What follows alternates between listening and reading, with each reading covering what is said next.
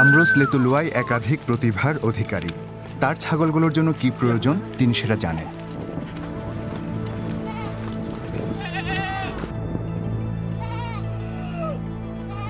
ত্রিশ বছর বয়সী কেনিয়ার এই মানুষটি জীবজন্তুর প্রতিভাধর ফটোগ্রাফারও বটে। তিনি দেশের কেন্দ্রস্থলে নাইবুঙ্গা সংরক্ষিত এলাকায় সক্রিয় রয়েছেন।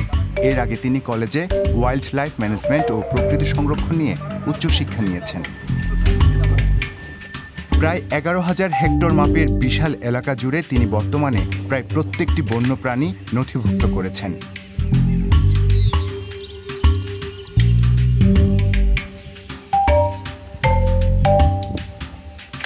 কিন্তু শুধু ফটোই যথেষ্ট নয়, প্রাণী সুরক্ষার জন্য আশেপাশের এলাকার মানুষদেরও শামিল করে তাদের বিষয়টা বোঝানো জরুরি। So it has been very difficult in the beginning. শুরুতে সমস্যা হয়েছিল, কিন্তু এর মধ্যে বয়স্ক মানুষ, নারী ও শিশুরা সাহায্য করেছে। By women, supported by children, so that we can able to এইভাবে সবাই মিলে আমরা সমস্যার মোকাবিলা করতে পেরেছি। Kind of problem that we have and then solve the problem together. Like having যেমন মানুষ ও প্রাণীর মধ্যে সংঘাত আমরা সমাজবদ্ধভাবে সমাধান করছি। Solve together with as community.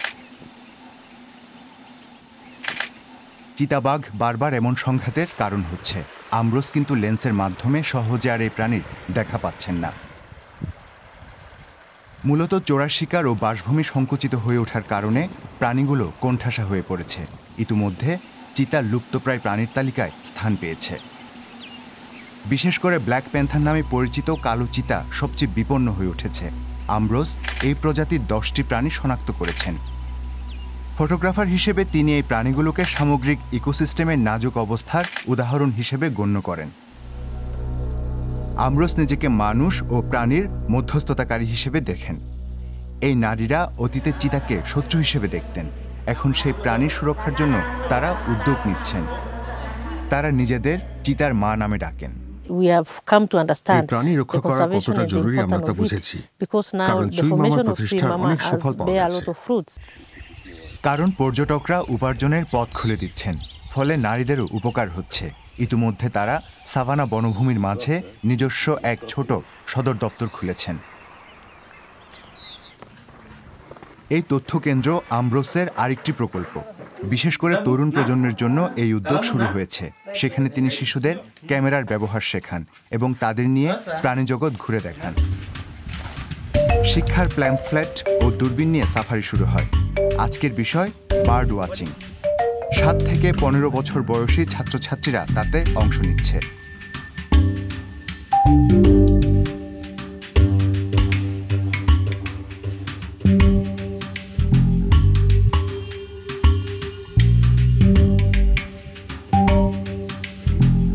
কোন কোন পাখি পর্যবেক্ষণ করা হলো সাফারির শেষে তারা সবাই মিলে তার মূল্যায়ন করে।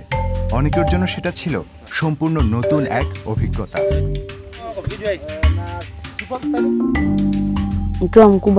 আমি বড় হয়ে রেঞ্জার হতে চাই, কারণ এখানে অনেক মানুষ প্রাণী জগৎ সম্পর্কে তেমন কিছু জানে না।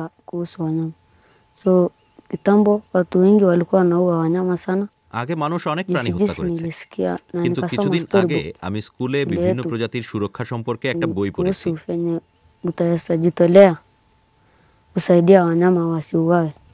এখন আমি মানুষকে প্রাণীগুলোর গুরুত্ব শেখাতে এবং চোরা শিকার বন্ধ করতে চাই।